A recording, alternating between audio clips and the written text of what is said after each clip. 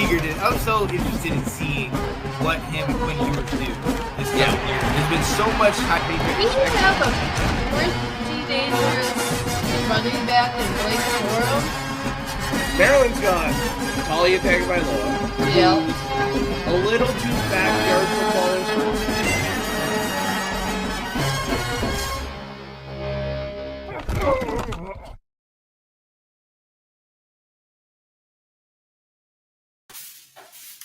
What is going on, ladies and gentlemen? It is your boy, Sean Spencer, one half of that dynamic duo that is Let's Talk Football. And ladies and gentlemen, it is Saturday morning. Woo! Week one. Yeah, September. So you know what that means. It's fall, baby. It's football time, baby. Hey, and you see who I'm with my guy all the way from way up north, Mr. Alex Loosemore. What up, Alex?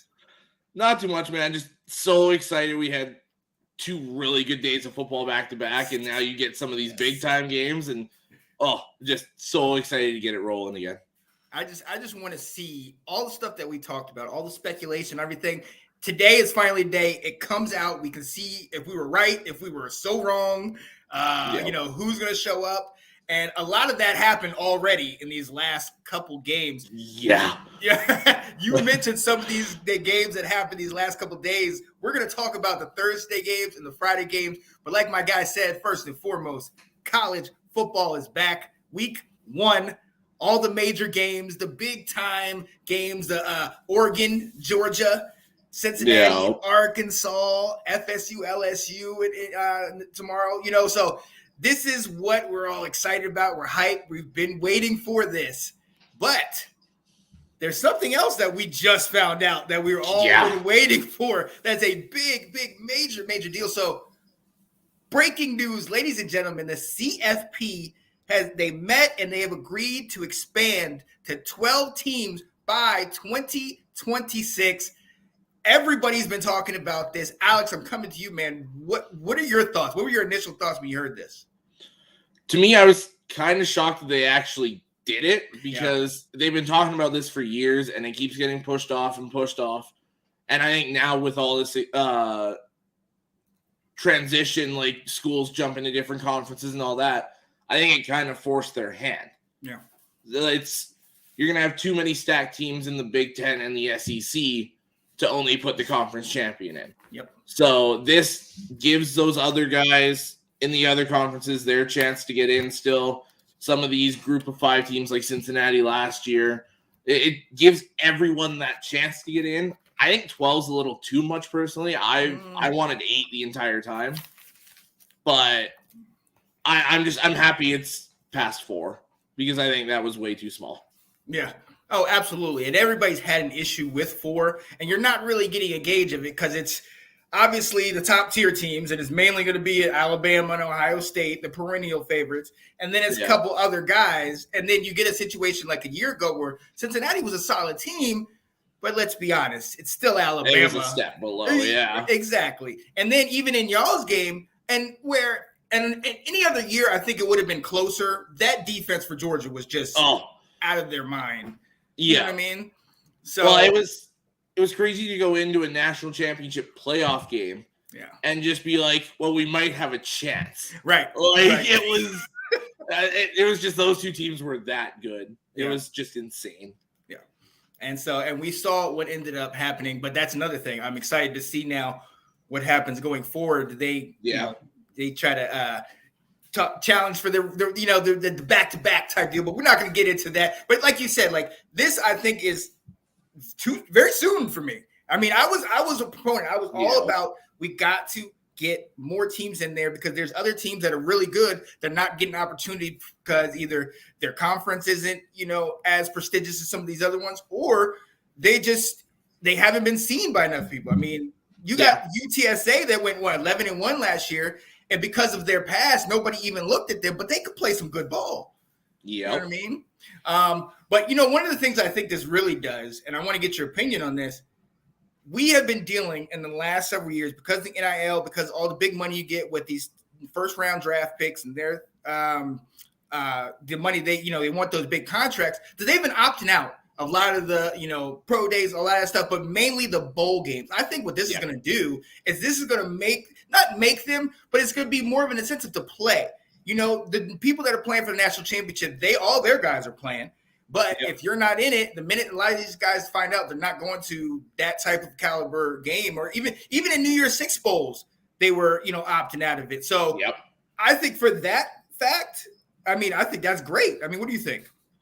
Yeah, and I completely agree with you on that. And the big thing for me is it's going to make a lot more of these big-time bowl games feel like big-time games again. Yes. Absolutely. Because there was that disconnect. There was whichever ones they were using for the college football playoff, and then it was the other 2 or 3 were left out, and they were just different from the rest. Yeah. Now you can include all those in a couple of these other bigger bowl games and throw them all in. To me, you're going to have the big-time players playing the big-time games, and it's going to mean a lot more. That to me, is only a good thing. Oh, yeah. And what else it does, and we talked about this off camera, is it provides us with an opportunity that we wouldn't get otherwise, which is rematches. You know what I mean? Yeah. I'm going to bring this up. We showed if they would have expanded it to 12 a year ago, there is several rematches that potentially would have happened, starting with you guys and it's not even up here. Darn. Starting with you guys and Ohio State, and they also had, I think it was Ole Miss potentially playing Alabama again. Notre Dame if they would have won, they would have played Cincinnati again. That is, people want to see that. Yeah. You know what I mean? We look at Georgia a year ago, and Georgia got the opportunity in the national championship to get their rematch, but that's very rare, and it's very seldom that you get that opportunity to go against the team that beat you before. Yeah, absolutely, and it's when I said big time players in those big time games, if you say have, for example, in that scenario, it was Ohio State, Michigan State in the first round. Yeah. If you have that kind of matchup in a bowl game, it raises the stakes even more because the two teams already hate each other. And when there's something like that on the line, it makes it better football to watch. Yeah. Oh, absolutely. Look, as a matter of fact, here, I did find it. So, yes, Ole Miss would have played Oklahoma State. Georgia would have played Pittsburgh. Notre Dame would have played Utah. And then Ohio State would have played Michigan State. And then Alabama, Baylor, Cincinnati, and I think it was Michigan, was the four teams that were gonna, essentially have the bye week. And first and foremost, number one, that's more football, and that's never a bad thing. Number two, what this does, in my opinion, is we all know for some of these teams that play a conference championship in November and then don't play until potentially late December or January. This is gonna shrink that gap between those times. So you have situations where some of these teams come out, they haven't played in a month and they're flat. You know what I mean? And they're not. This is not what people expected them to see. But now we're gonna have them playing potentially a little closer together. I'm hyped. I'm excited to see what this could bring. And from what I've heard, the board is actually encouraging the committee to try to start by 2024. Yeah, That's quick, man. That's 2 years. Well, and that's why, in my opinion, all this transition forced their hand. Because when are all those teams supposed to transition? It's 2024 when all this is supposed to blow up. Right. So we're going to see a whole new era of college football starting 2024. Wee. Oh, man. Yeah. That is interesting. And it definitely puts a new spin on it because now you try to apply it to this year and you're already thinking, wow, some of these teams – let's see, it makes you expand your horizons when it comes to what you're picking towards the end of the year. It's easy to pick 4, because you could put, maybe a Bama, obviously, and then 2 or 3 other teams to go from there. But now it's like, okay, a lot of other teams got opportunities. Can Oklahoma, who's been solid the last couple of years, but never been able to get over hump, maybe get in there and get another win in their belt to keep the momentum going, And Utah. Yep. Utah's been so good and just pushed out because they're in the Pac-12. Yeah. Well, they're definitely one of the best 12 teams in college football, so you're going to have to give them that respect. Oh, absolutely. And another thing is this is good for the fans. Yep. Because with the 4-team playoff, you've got this really good team. You're all hyped about it. And if you lose week 1, your season's over. Yeah. because you're likely not getting in with one loss. Yeah. Unless you're in Alabama and Ohio State, one of these elite programs. Right. So you're going to see more one-loss teams have that second chance. Right. Which, to me, again, is only good. Oh, yeah. It's better for the game. It's better for game. And it answers the question, why not us? You know, like you said, all those small teams, all those teams that are, you know, like, oh, we've had this 11-win season, or teams that, you know, we've had these great seasons. And it's like, what do we have to show for it? You know what I mean? An Insight.com bowl because of the conference and this and that. Now we're going to see them potentially get an opportunity to play a big name school, maybe upset. And then there's really any given Saturday, you know? Yeah. My thing before we move on, the only thing I don't want this to eventually turn into March Madness. I don't want this to eventually get into like a 30 or 60 team field where it's just like it's another season almost. I'm like, I can't do that with football. I need my bowls. If you're going to do that, it might as well just be your entire season. Right.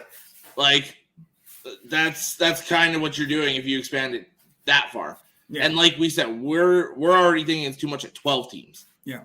So, like, if you expand any more, then you're going to have some beatdowns in these playoff games. Exactly. And that's what we're trying to avoid.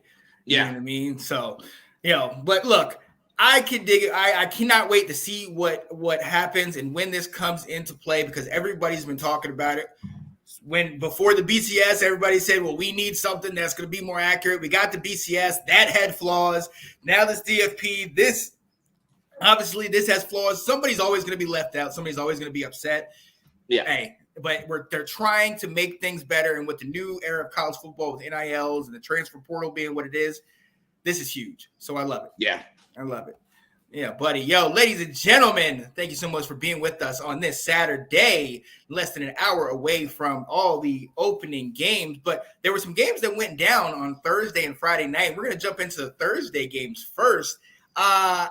First and foremost, let me ask you this, man.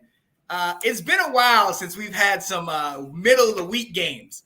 How are you feeling seeing some good ones? Yeah, like normally it's like two lower tier MAC teams or two, like to get Purdue, Penn State, and West Virginia and Pitt, and just like it's especially the Backyard Bowl on a Thursday night. Like I was doing my other show Thursday night, and it was hard to pay attention to my show because it was the games were so awesome. Oh, yeah. And it was like, we'd be talking about something, and then somebody would be like, oh, my God. And everyone would turn to their screen, and it would just be silent on the show. Yeah, right. It was just like, it was just like, oh, my God. It's college football in a nutshell. Absolutely. So hey, but you know, honestly, let's recap real quick. We're going to dive into those. Want to give you a couple of other ones maybe that you hadn't looked at. Akron in overtime beat St. Francis, Pennsylvania, 30-29. Tennessee blows out Ball State 59-10. I know most of you might not have seen this, but you missed on the first play of the game. Ball State ran a flea flicker and threw an interception. And that's pretty much how the game went.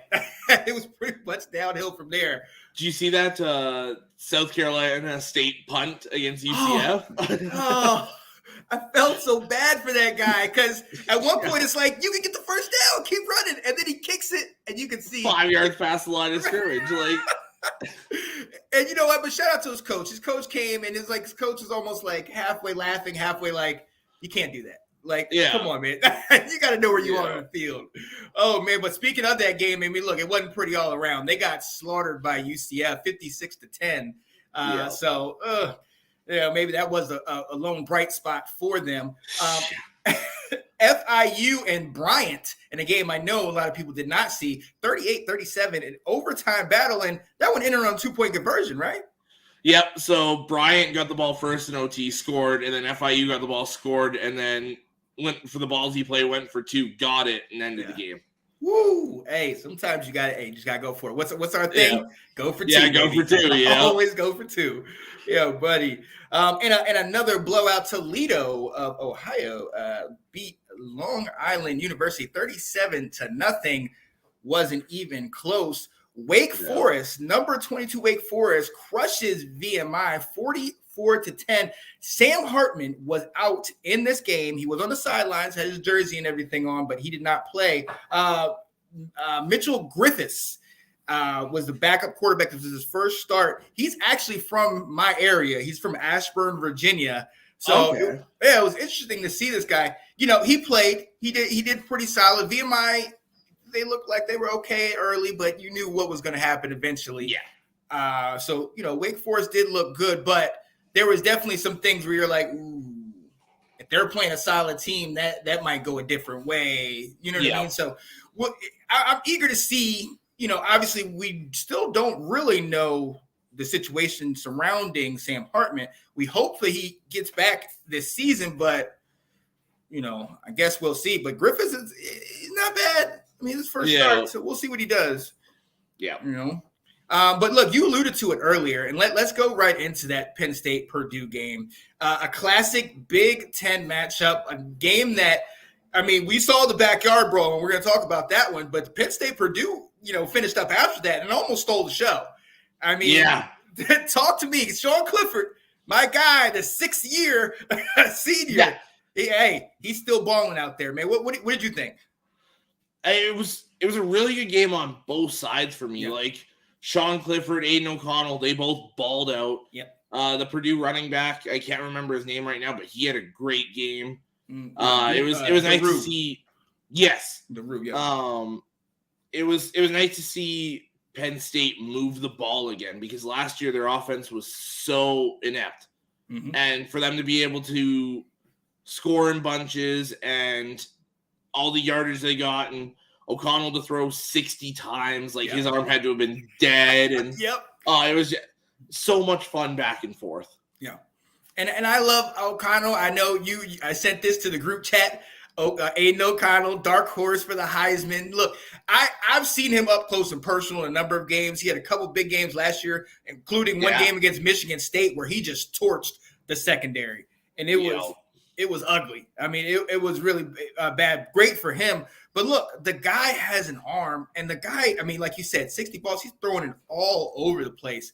And this game was going back and forth. At one point, it was 21-10. Like, Penn State scores right before halftime, and you're sitting here like, okay, all right, Purdue, what are we doing? Purdue comes back, retakes the lead, and then all of a sudden, Penn State, then it's like, okay, we're going back and forth. And then you have Chris Jefferson get that pick 6, put Purdue up late, 31-28. But like we mentioned before, Sean Clifford, that last drive, he did what a 6-year senior, right? He did what somebody that's been in that system, who knows the system inside and out, should do. Took his team for his 3rd game-winning drive, 6-7, 72 yards, and he just looked ice in the vein. You know what they do when they point to the wrist? Ice in the veins. It looked effortless. Yeah, absolutely. Look, he was hurt. He was hurt mid-game. Yeah. You know what I mean? And we didn't. He got banged up pretty good. Right. And we didn't know if he was going to end up coming back. He ended up getting rolled up on his bad leg. And that backup, came in, did a little bit of something. But Clifford, when he came in, this is my team. You know? So, and it's funny because a lot of people are making the same joke with Clifford that they used to make with Hunter Renfrow. It's like, oh, you're still here? Like, ninth season, like, it's just, some of these guys, they start so young and then they play out their entire eligibility. Yeah. And you don't realize how long they've been there and how long they've been successful. It's insane. Yeah. Yeah. And look, at the end of the day, he had a great game, 5 total touchdowns, 4 passing, 1 rushing. The guy, even on that last touchdown pass, he sat there, he took the snap, and he was rolling out, saw where the pressure was coming from, and just put it right over the guy's head. It was poised, it was calm, confident in that time of duress. So, shout out to him. Let's see if it could propel them as they go into the Big Ten. Yeah, absolutely. You've always talked about James Franklin and how well you like him. So let's see what they got. Let's see what they can do. But look, we got to talk about the backyard brawl. Oh my goodness. What a game that was. Back and forth. In the first couple minutes of the fourth, it's tied up at 24. You're going. I mean, Yep. what a game this was. Talk to me about it, man. Oh, and it was insane because there's storylines going in, like Slovis and JT Daniels were teammates at USC, and Slovis took Daniels' job when he got hurt, and the same kind of thing happened to Slovis, and they both transfer out, and it was just, you got all that going in, and then both these guys kind of on their last chance, and they both balled out. They both played very well. The defenses looked strong early, and then obviously that pick six late. And it followed that same kind of story as the Purdue-Penn State game. It was like that pick six at the end, get up late, and just right down to the wire. Phenomenal game all the way around. Like that's, I know we've seen 15 college football games. Yeah. But that to me feels like one of those ones at the end of the year you could put up for game of the year. Absolutely. Oh, absolutely. Yes. That's the equivalent of cracking open after a hard day of work, cracking open a fresh cold beer and taking that first sip. That is bringing us into college football season. And it was absolutely, it was just one of those games that like you were talking about, you were on the show and I came on the show and I messaged you guys like, they just scored. Did you see that? And everybody starts looking over at the Yes, I hopped into the back and was doing some stuff in the background, and Johnny was trying to talk, and it was just like, oh my god, and like all of them turned like. Yeah. Shout out to the West Virginia wide receiver Ford Wheaton, who had a monster game. 9 receptions, 97 yards, 2 TDs, even had a tackle on kick return where it looked like he dang near clotheslined the guy, took his head off. Oh my god. Yeah. You know what I mean? And you're like, dang, this guy does everything. On that interception that ended up winning the game, and Devonshire was the one who ended up getting it for Pitt. Yeah. The pass was to Wheaton. It was right in his hands, ended up bouncing off his hands. You know, Devonshire got it and took it back to the house. And you just felt bad for Ford Wheaton because he's been there for a couple of years. He's played his butt off, and he was doing everything for him. And then to come down to that, it's just like, oh, man, I feel for you, buddy. But that's the game. That's football. Yeah. Well, and like that's a hard one to watch on tape because you're feeling yourself throughout the entire tape. Like, yeah, man, I balled out, and then that play comes up, and that's the one you kind of slouch in your chair a little bit. Like, yeah. But like you said, Daniels, he had 214 yards and a couple touchdowns. Slovis had over 300 yards and a touchdown. But I think quietly, but kind of in a pretty deafening voice, the running back stole the show. Yeah, Hammond had a couple touchdowns. Donaldson had over 100 yards and a touchdown. And if you watch throughout the show when Slovis or Daniels were struggling because those defenses were playing out of their mind. The score looks a little higher, but the defenses were showing up as we saw with that pick six. But those running games, man, chewing up the clock, third downs, short yardage. Those running games for both these teams. I mean, that's something they both thrive off of is running the ball. So I'm eager to see how they carry out the rest of the year. What do you think of Hammond and Donaldson? Yeah, it was crazy to see because we talk about racking up all that yardage and chewing the clock, and like you can see there, it was 31-38. Yeah, like these guys chewed up a ton of clock and ate up a ton of yardage, and it was still that high scoring of a game. Just insane to think about. Yeah, that's it. It is crazy. It is crazy. So Pittsburgh gets the W, and that defense, they look at midseason form. And West Virginia, look, they're no slouches either. Watch out for them in the Big 12. They could make some moves this year. 100%. We want to move on to a game that was extremely high scoring. If you look at the end score, and if you watch the game, it was rough. If you were probably turned it off partway through the third quarter. Right. Yeah. At one point, this game was 51-15, ended up turning out to be 58-44. Oklahoma State gets the first W of the season under Coach Gundy and beats Central Michigan 58-44. But it was ugly early. Yeah. Very ugly. And it was led by that quarterback, Spencer Sanders. He broke a little record, didn't he? Yeah, he played all right, I guess. Just a little bit, Yeah, 28-41, 406 yards and 6 touchdowns. And that's the entire game, let alone how much he did in the first half. That's insane. Yeah, to have that kind of a half, and speaking of that first half, 300 passing yards, over 300 passing yards, 3 passing touchdowns, and 2 rushing touchdowns in a half. Okay, Yeah. ladies, this is only the second time this has ever happened, ladies and gentlemen. And surprise, surprise, Patrick Mahomes is the other one who's done it. We see what he's doing on Sundays. But Spencer Sanders is another one. He's been around for a couple years. He's been in this system. He can play good ball. Can he sustain this type of performance though? Yeah, and this is typical Sanders. You'll see it. Let's see what he does next week, because he's that guy that, oh my God, he's a phenomenal player, Heisman hopeful, and then he disappears next week. And then it's like he has a couple games where it's like, oh my God, he's so good, and then he falls off again. Yeah. So like hopefully he can sustain this, because if he can, Oklahoma State's going to be trouble, like a lot of trouble. Oh, absolutely, absolutely. And they're one of these teams that definitely retooled. We know about how great their defense was a year ago, but they definitely brought back some solid talent. So we're going to see how that translates in that Big 12, where defense has been absent as of late. Got some people in here talking. Foobs, what up, Andrew? Hashtag Big game for you guys today. Massive game. Yes, we are definitely going to dive into it. There was a number of other games that happened on Thursday. NIU beat Eastern Illinois 34-27. UAB destroyed Alabama A&M 59-0. Missouri put up 52 on La Tech. Minnesota blanked New Mexico State. They looked good. Okay. Alex, we need to make sure that the people know there's a running back, number 24, Mr. Ibrahim out of Minnesota. Don't sleep on this man. He's one of the best running backs in college football. Absolutely. Everyone's talking Braylon Allen, Jahmyr Gibbs, Travion Henderson, Bijan Robinson. Look for this guy to be number-wise with them at the end of the season, as long as he stays healthy. That's been his one issue.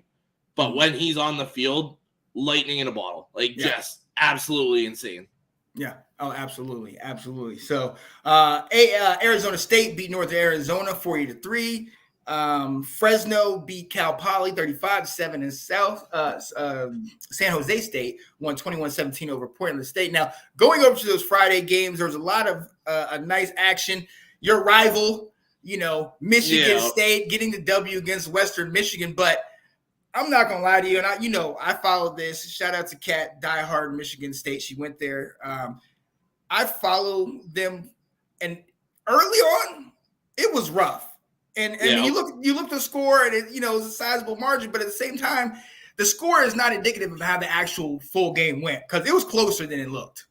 Yeah, that was one where I looked at the score and I was like, okay, they're kind of handling business. I still expected a little bit more out of them in that. But yeah, like you said, it was so much closer than that score shows. Western Michigan is going to be a good football team this year, so they did beat a good team. Props to them on that. But if they want to be one of these top teams, Michigan State has to play a little bit better than that. Absolutely. Absolutely. And look, let's not sleep on Western Michigan. Let's not sleep on Western Michigan. They brought back 11 starters on defense. All of them have at least 30 games of experience under their belt. So they've played this game. Like, I could see them kind of sneaking in like a Cincinnati last year, where they had a number of players that have been around for them and in that system. You know what I mean? So this, I don't expect them to have this type of year where they're falling a lot. I think they could definitely make some moves coming into this season. We shall see. Another one of the games, Eastern Kentucky played Eastern Michigan. I'm trying to bear with me as I try to look at these. Eastern Kentucky put up 42 on Eastern Michigan, who got 34. William and Mary beat up on Charlotte. Duke. That one was interesting. Really? Were you able to watch that one? No, just like looking at the score. Like, to me, Charlotte, they were kind of starting to catch some noise there the last few years, and then to see that, it was kind of like, oh, okay, like maybe they're not the same team. Right. And, obviously, if you don't know, they lost a week ago. So this now makes them, and it wasn't even close a week ago. And so now this makes them 0-2. It is not a great way to start the season. I wonder, if like you were talking about, a lot of us looked back at how they played the last couple of years, the big time games that they played in those last couple of years, and if that, kind of made us think they're a little better than what they really are. So, another team that we thought was a lot better than they showed last night, Virginia Tech. ODU. Yeah. Shout out to Old Dominion. My brother went there. They upset Virginia Tech. New coach, new atmosphere, new arena, but Virginia Tech, what? Like, talk to me about it, man. You look at that game, and if you were somebody that watched it, it just looked like a nightmare off the start. They had to delay the game because Virginia Tech's coaching staff was stuck in an elevator, and it just one thing after the other. And you look at the numbers, and all the stats are very similar. I mean, it was 2017, so it was obviously a very close game, but none of the numbers wowed me in any category: passing, rushing, receiving. Anything. Like, it kind of seemed like just a regular game, and it should not have been that. Virginia Tech should have squashed these guys. Yeah. So keep an eye on them this year. That's going to be an interesting story to follow. Yeah, I'm eager to see, I watched Virginia Tech spring game, trying to follow up on the ACC. Yeah. And, shout out to their coach. He was so hyped. He was so, motivated and so spirited, had so much passion bringing all the guys together. And it looked like, okay, maybe we could, maybe these guys will do something. But they lost several people. You mean Blackshear, they lost him. They've lost talent. So I'm wondering if with the new regime, it's just taking them a little bit to kind of get used to it, get set. And look, let's not sleep on ODU. Maybe by record they haven't been the best, but ODU plays good football, and my little brother went there, so you already know what it is. Let's go. Yeah. Fuentes has really depleted that roster from what it used to be. Yeah. Yeah, 100%. They used to be a powerhouse, right? Year in and year out. So that is definitely very interesting at Virginia Tech. So maybe they can see. We'll see if they can bounce back. Duke, like I said, shutting out Temple. Never want to talk about Duke. Kansas, the perennial basketball team has been showing out last year. They put 56 on Tennessee Tech. Ooh. Yeah. Teams like Kansas, Vanderbilt, Missouri putting up 50 plus. Let's wait to see what they do against some, I hate to say this, but real competition. Right. Yeah.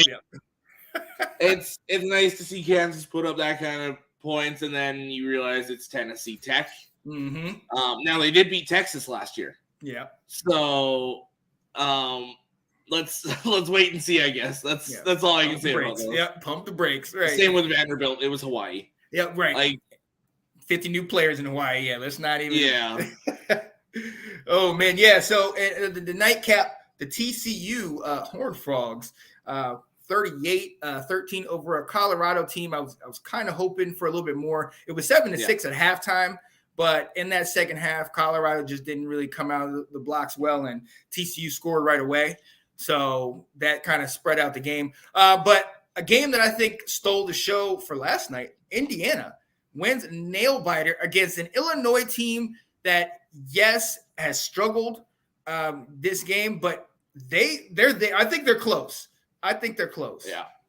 Yeah, absolutely. And, Indiana's kind of that, I would say, the third tier of Big Ten, but if you looked at it, Illinois was maybe the fifth on their own tier. Yeah. They were bad the last few years, but they were another kind of team, sort of like Nebraska, not on the same level, where they were in a lot of games they had no business being in. You talk about that 8 or 9 OT game against Penn State last year that they won. Yeah. There's been years where they've pushed Michigan and Michigan State and Ohio State in certain games, and it's nice to see them compete again, because there was a lot of time with Lovie Smith did not do much there. So it's nice to see Brett Bielema have them punching people in the mouth again. Yeah. Oh yeah. And watch out for them. I mean, like I said, they came correct. They came to play. This game could have definitely gone either way. But shout out to Indiana getting this victory, because just in the same way that we're saying don't sleep on Illinois, Indiana played well. They came to play and they got the job done. And it's a Big Ten conference win. That's huge down the line.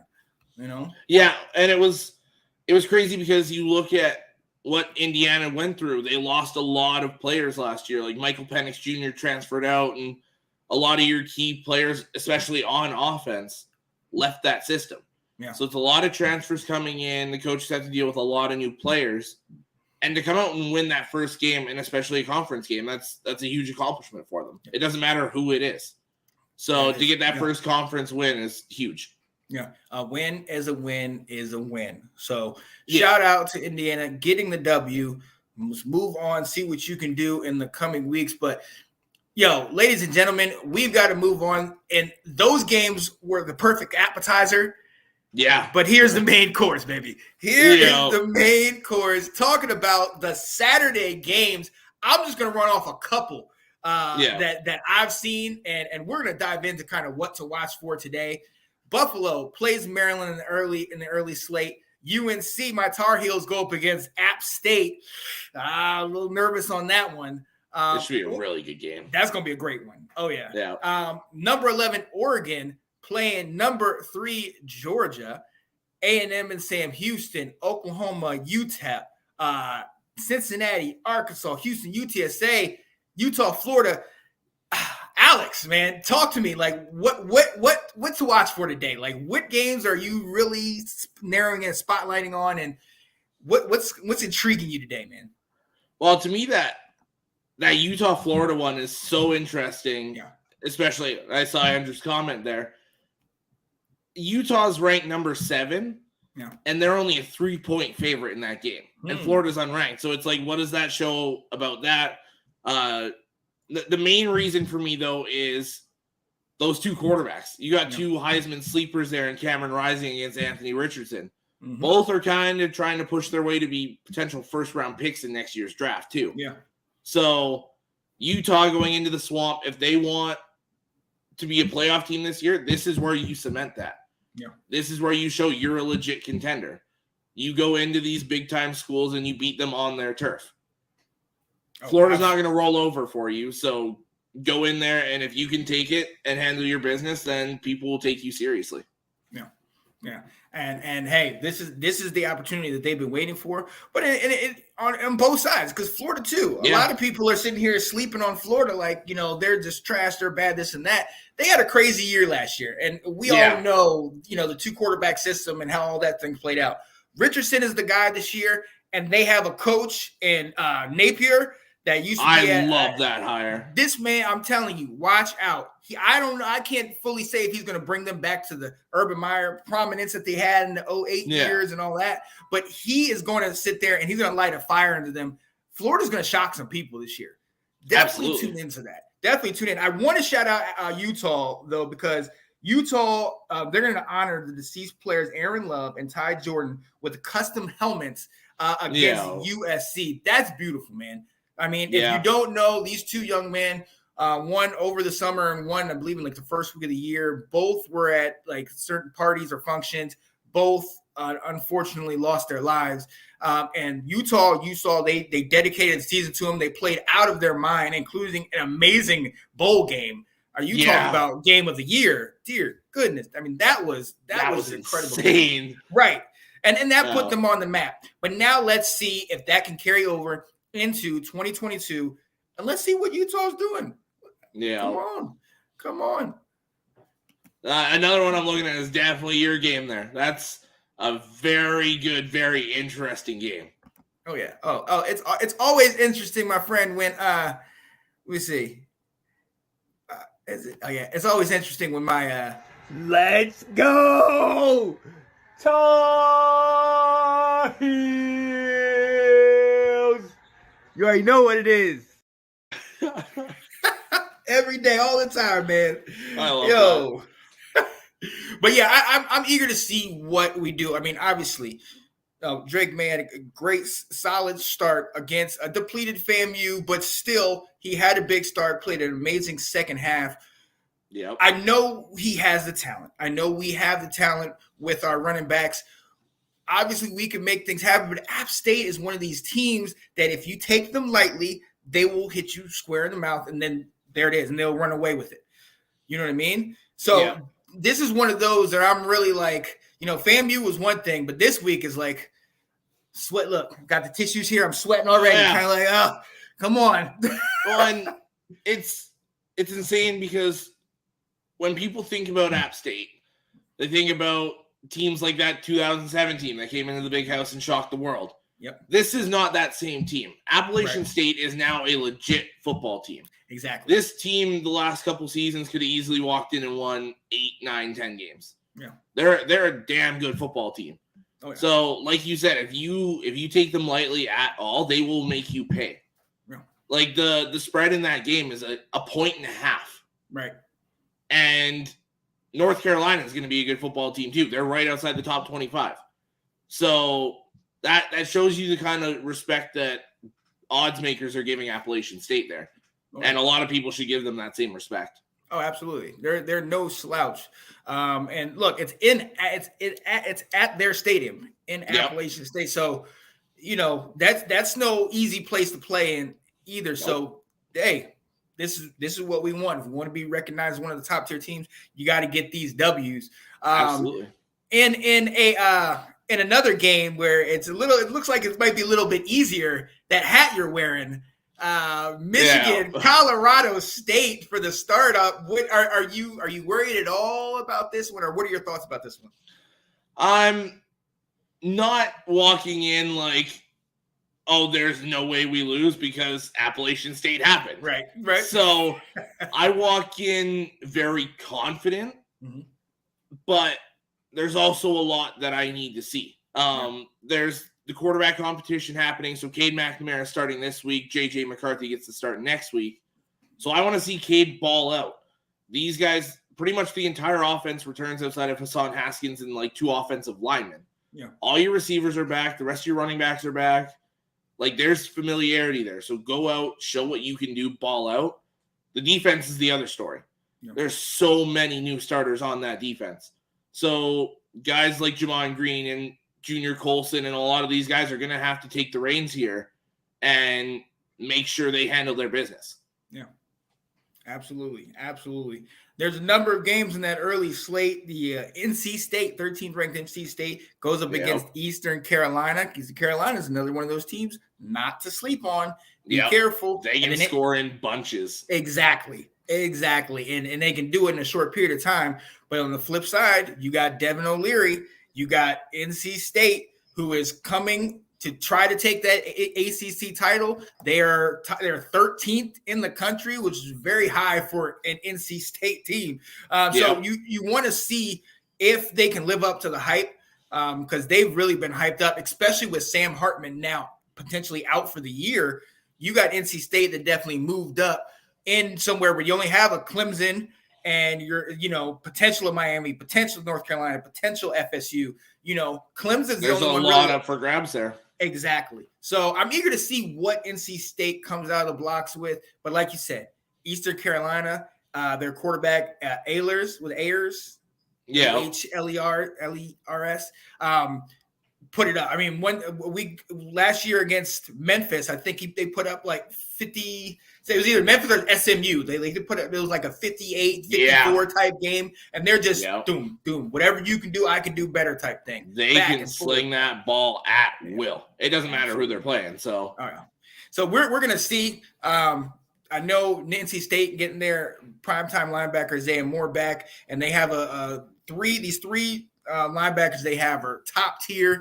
So we're going to definitely see what they're able to do, because that's another game that you don't want to sleep on. Moving on into like a little bit of the afternoon time, let's dive quickly into this Oregon-Georgia game.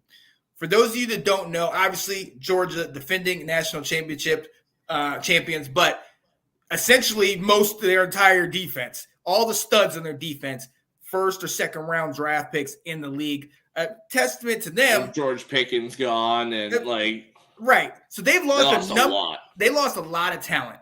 And shout out to This Week in the SEC, my guys, Colin P and Anthony. They're just they're still staying 11-1 undefeated, that type of thing.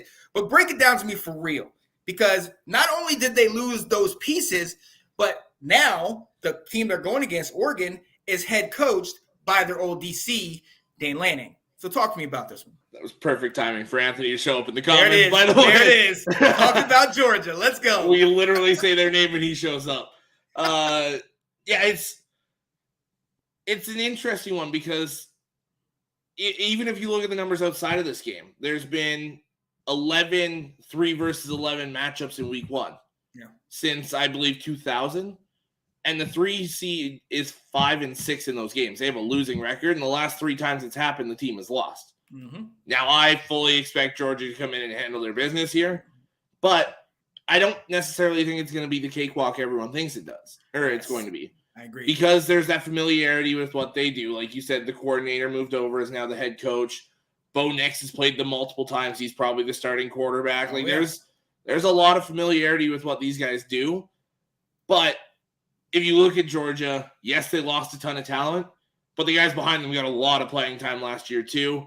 You still have Brock Bowers, who even at a tight end might be a top 3 wide receiver in college football. Oh, yeah. Stetson Bennett's back. There's talent galore on that team. Yeah. One of the best defensive tackles in football, in I believe Jalen Carter. Yeah. Probably a top 5 pick this year again. I expect like a probably between 10 and 20 point win for Georgia. Okay. But like they'll handle their business, but it won't be over by halftime. Yeah. Yeah. I think this is going to be a game that's going to go into the fourth quarter. They might separate themselves. I'm still eager, and Anthony knows this, I've been talking about it since last year. I'm still eager to see what their secondary can do. We know that they lost their safety in the draft, and they did not have to really worry about their secondary last year because the front 7 was so dominant. So a lot of passes weren't going over their head. Now, is with the new team. And, Jalen Carter, I've heard all the same things about him and how great he is. But I want to see if that secondary gets tested with Bo Nix, letting it loose, with him having more talent and a solid O-line. I want to see if they could, probably stretch the field. Because if they can stretch the field on Georgia, I think it's going to make it a closer game. But I like you. I just think Georgia's got too much firepower right now. They've got a team that has the experience of playing well into January and into, the national championship conversation. So, they're going to be back and ready to go. And, this is still the first year for Lanning over here at Oregon, a lot of expectations. So I think at the end of the day, that's what's going to push Georgia. But watch out, Georgia. You guys might need to be looking over your shoulder a little bit this year. Yeah, don't feel yourselves too much here because we saw it last year with Ohio State. Yep. Oregon can come in and give teams trouble with that speed. Yeah. And while they've lost a lot of what Mario Cristobal built is still there. Yeah. And it's not full Pac-12 football. Defensively, they will punch you in the mouth. Yep. So, like Noah Sewell and some of those guys there, they're dogs. So let's keep an eye on this one. I don't think it's going to be as cut and dry as everyone feels. Oh, I agree. And I'm eager to see. Moving on down the list, the Mario Cristobal era starts in Miami as they play Bethune. So this should be, for all intents and purposes, a blowout. I'm eager to see what Van Dyke can bring to the table, and now that he's at the helm. Oklahoma plays UTEP. Now, UTEP is interesting this year, but Oklahoma, Brent Venables is a coach. Got more new coaches, quarterback. Different Gabriel, different pieces to this puzzle now. So is it business as usual? Or is it something where it's like, they might take a little time? This might have to wait till the second half till it starts getting ugly. That's kind of how I feel. Like, I think they'll be up probably 10, something like that going into the half, and then they'll really separate. Because there's so many new pieces there, coaching staff and players. Yeah. So it's going to take some time. Yeah. Nobody comes in and immediately just sets the world on fire. Right. There's going to be growing pains, whether it's a game or two or a quarter or two. You never know. Yeah. When it clicks, it clicks. But don't expect, if you're an Oklahoma fan, don't expect them to come in those 3-play drives and all that right off the bat. Right. And if and when that happens, like where they don't come in there and they're not, blowing them up right away, Oklahoma fans don't come at these guys and sit there and say, oh, get Brent Venables out. He's supposed to be a defensive guy and this and that. You got to give these guys an opportunity to get in the system, get their recruits, get their team, and then get going. This is the first game that he's coaching for them, and they're kind of playing together. I mean, we're talking about a whole new coach, quarterback, coordinators, the whole nine. So just give them a minute. Let them breathe into this. Now, if they lose this one, then you can panic a little. Then hit the panic button. But but other than that, Anthony says I have OU putting up at least 15 in the first half. Okay, I think they'll do more than that. Yeah, they'll definitely score more than that. It's just I don't expect them to be winning by that much at the half. Yeah, quite yet. Another one of the early games I wanted to focus, Houston, UTSA. Yeah, we discussed this before. UTSA 11-1 last year and the only game they lost was to Houston. So Houston, we know what kind of team they are. In my personal opinion, I think Houston has the potential to be what Cincinnati was. Has a coaching staff, has players. They've been together. We've seen the kind of talent that they have, and they, each year these guys are in the top 25, or at least over the last couple years. Yep. But UTSA is no slouch. UTSA proved that we're not the same couple years. This is a new organization, new team. Are we going to see a shocker in this one? We might. Like this is one of those ones where, especially Houston being on the road, that's a key factor there. Yeah. And yes, Houston went toe-to-toe with Cincinnati last year, who was up among the elites last year. So, and for me, there's that connection to Cincinnati again, because Cincinnati went toe-to-toe with Georgia the year before last. Yep. So, this is two very good football teams. Like you said, don't sleep on UTSA, because we've said some of these other teams will punch you in the mouth. They'll punch you in the mouth and knock you out. Like they're a legit football team. I wouldn't be shocked if they're ranked in the top 20 by the end of the year. They're that good. Oh yeah, absolutely. And real quick, rounding out that first, the early games, we finally get to see the Lincoln Riley train as it goes to Southern California. USC playing Rice. We're going to see what this team is all about. Obviously, they got Mario Williams, they got Jordan Addison, they got Caleb Williams. We're going to see what kind of team shows up. Obviously, this is not going to be the best sample size because, Rice, they have a running game. I mean, they're offensive right, but they're not getting the type of talent that USC is getting year in and year out. And now you got Lincoln Riley there, who's definitely going to bring in recruits.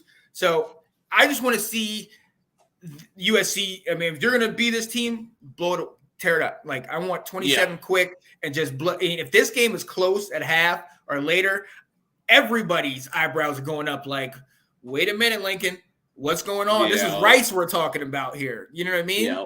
So, I mean, are you thinking, because a lot of people have been saying USC potential, national championship or at least CFP. What are your thoughts on USC coming into the season? I can't say that when I haven't seen a minute of these guys on the field together. So exactly. And to me, there's two major problems with USC football. Yeah. And it's been the major problems for years. It's not the quarterbacks, it's not the receivers, it's not the running backs. It's the offensive line and the defense in general. Right. So Lincoln Riley's gotten some good recruits for the offensive line, but let's see how it pans out. There it is. Because when you play Utah or you get up and start playing Notre Dame and some of these other teams that you got to beat to get to the playoffs, those positions matter. Yeah. So let's wait and see, and especially that Notre Dame game, because they've got one of the best edge rushers in college football. So those are the kind of games where that can make or break your season. Yeah. So I want to wait till they play some real competition, because I'm the same as you. I think it's going to be 27, 28, 29 points early. Yeah. And then they'll just kind of separate. So let's wait till they play Utah and Oregon and some of these real competition teams. Oh yeah. Yeah, so those are the early games, but now we have to switch to the night games.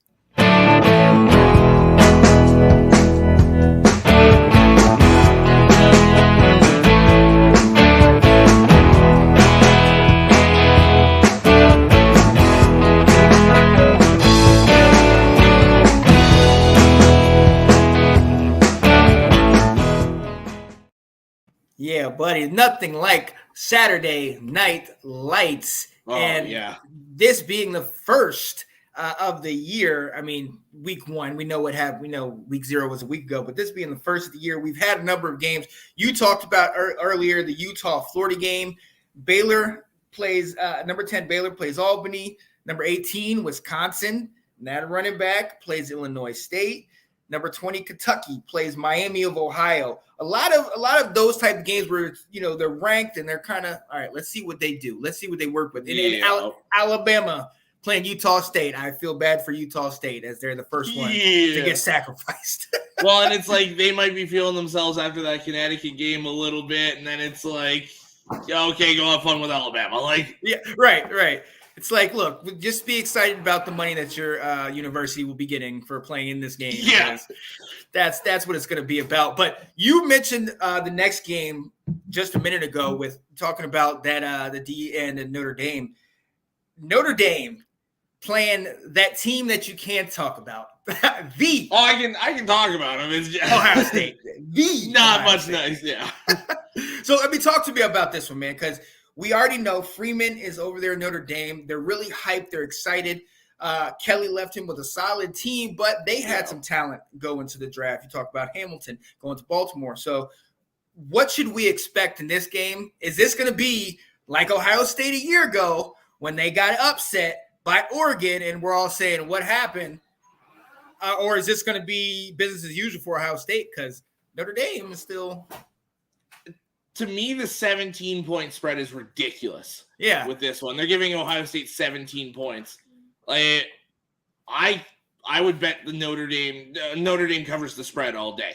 Yeah. I think this is going to be back and forth. I think it's going to be a brawl for 3.5 quarters. Yeah, and then I think Ohio State's going to score, and then Notre Dame will make a mistake going and giving Ohio State the ball back, and they'll score and put the game away by 10 or 2 touchdowns or something like that. But to me, Notre Dame is not getting enough respect in this game because, like we've said, any given Saturday, and yes, I understand Ohio State is an elite team. They're not far off Alabama and Georgia here. They might be that same tier.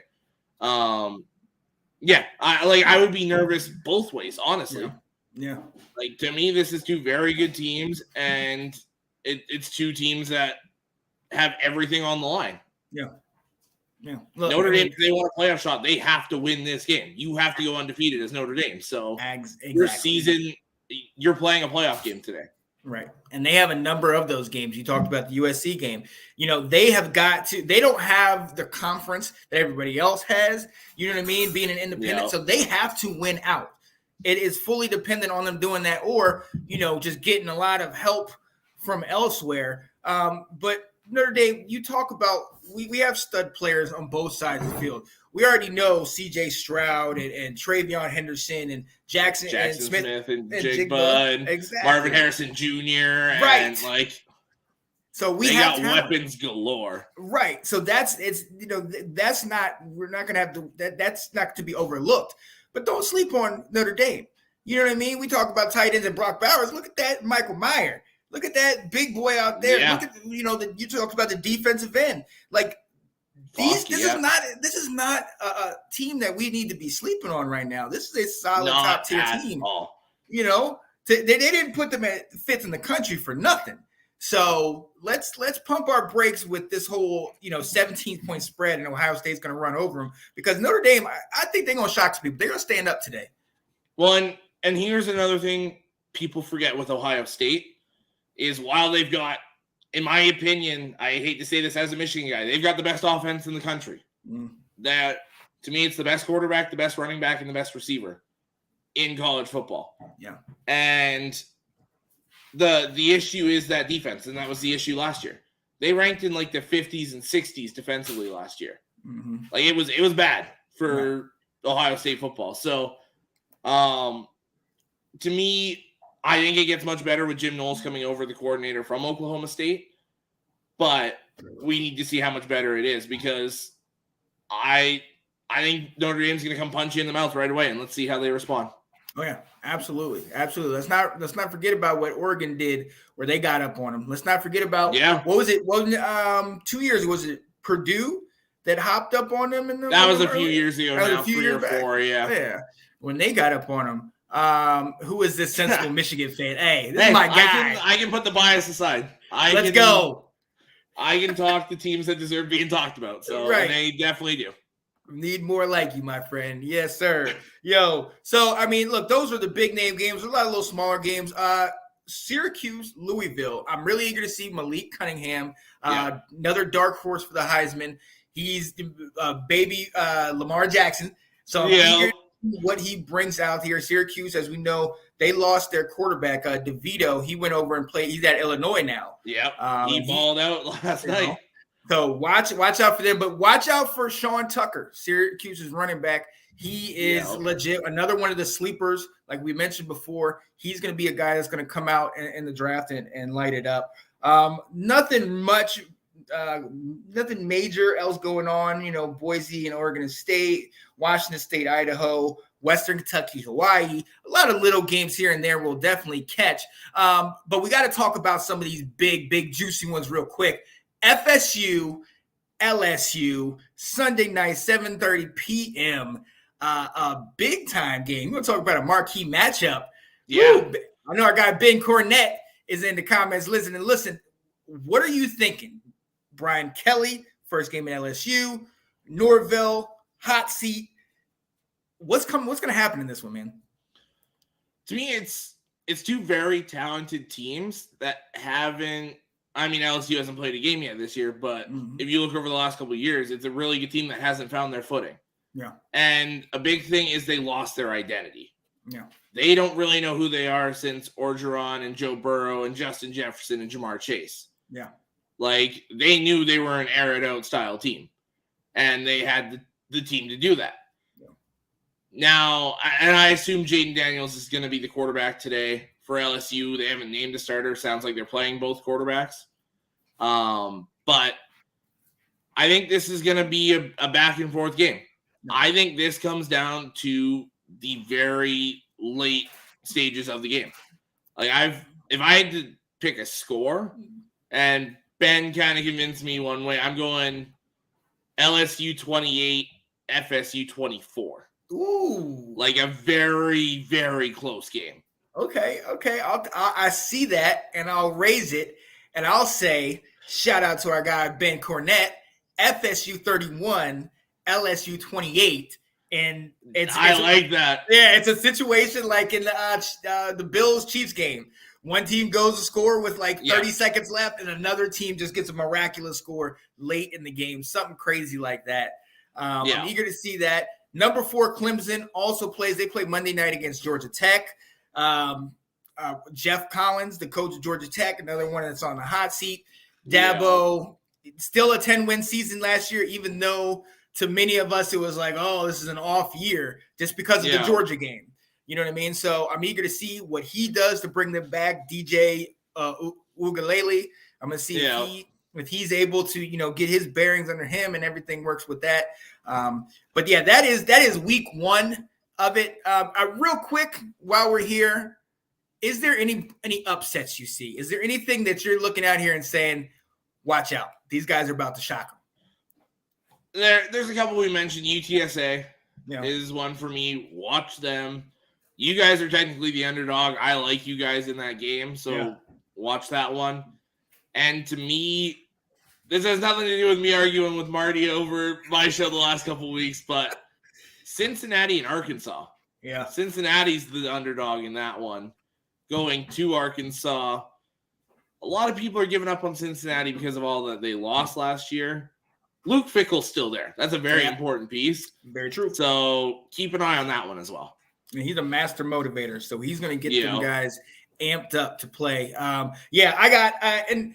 got Notre Dame. I think they're going to upset Ohio State, and I hope so. It's right. It's not that big of a gap, but it's a 17-point difference, and it's like, come on.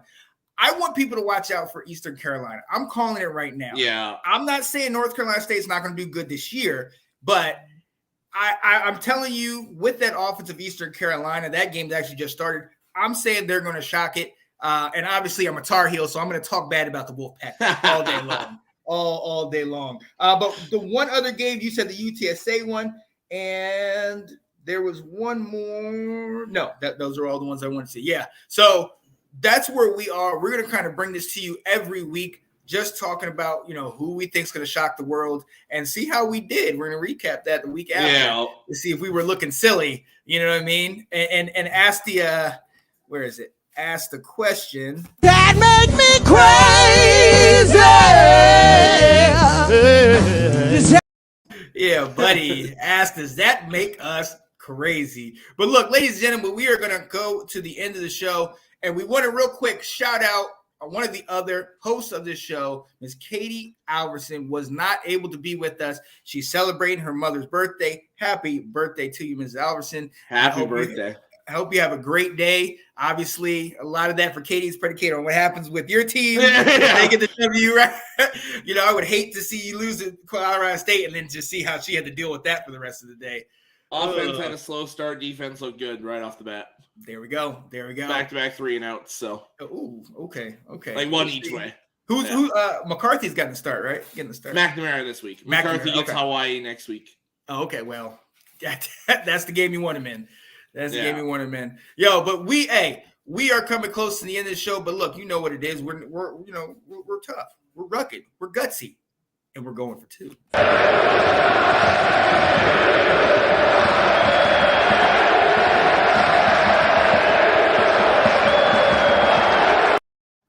Yeah, buddy, going for 2. Yeah, you see a little Penix, the Indiana coming to. I watched that game. I remember that. I was like, so good. God, what a game. And that gave them the rise, Indiana, and then Penn State. It was a dismal year after that. So, Alex, I'm coming to you. Going for 2. What you got? Send these people away, man. To me, I'm speaking towards the fans of the big teams and more the big teams in general is handle your business. Yep. A lot of these fans and these teams have talked their trash all off season. Yes. And I'm looking at Ohio State and Notre Dame and LSU and FSU and all these big time games. Handle your business today. Back up all that talk. Yep. Yeah. No, I'm going right along with you. And mine goes to all the fans of the stud teams that essentially, just like you said, you're saying handle your business. I'm saying you need to just let football happen. Okay. Like at the end of the day, 11 goes against 11. And I understand if you're looking at Alabama's roster against Mercer, you know what I mean? It's going to be a blowout. There's a talent gap right there, obviously. But a lot of these games where a lot of these, like you said, the fans are 11-1, undefeated. We're going to be challenging for the CFP. And you haven't even gone into each of these games and learned about some of the other teams. Pay attention. Take a minute and study some of these things. Study the offenses because it makes a huge difference. It makes a huge, huge difference. And look, we're going to see some stuff that we have not seen because that's what happens each year. Alabama has been one of the only consistents. Them and Ohio State. They're the only consistents. Every other team that I've seen since I've been watching college football, something else has happened. They always expect one thing, and then it just goes the opposite way. So we shall see. Auburn, Sean. I mean, hey, let's see. Ryan Harsin. Let's see if he can keep it going. Argos plays the Tigers today. Okay. Savannah State opens their season tonight against Southern Tiger Pride. Okay. I can dig it. We'll see. We'll absolutely see what happens. But look, ladies and gentlemen, we are so glad that you were here with us today. We have got to let you go. There's college football on left and right. I know North Carolina's playing right now 0-0, so I got to get into that one. Michigan's playing. I want to check that one out. Hey, we appreciate you being with us. Tune in with us next week. Tune in on Monday. I know this week at SEC, Anthony Handy and Colin Peake will be talking about everything going on. And look out for us, man. We're gonna work something out during the week where we can talk again and recap some of these games and give you some of our guys that we're spotlighting, because there's so much that's going on, and right now we're in the thick of it. We're just getting started. Exactly. So I'm so excited to see, how this whole season pans out and everything. And all right, man. I gotta watch some football, man. We gotta go. We gotta go. Yeah. So for me, your boy Sean Spencer, my guy from way up north, Mr. Alex Loosemore. Yeah, we will see you next time, ladies and gentlemen. Have a good Saturday. Enjoy some football. Peace. Hello, everybody. Hey, what's going on, guys? I am Janae Strother. I'm Sean Spencer. We are back. We are back, ladies and gentlemen. I gotta go out and hold up. Come on. The lion. Here. The lion. New music. So fine. Kirk Cousins.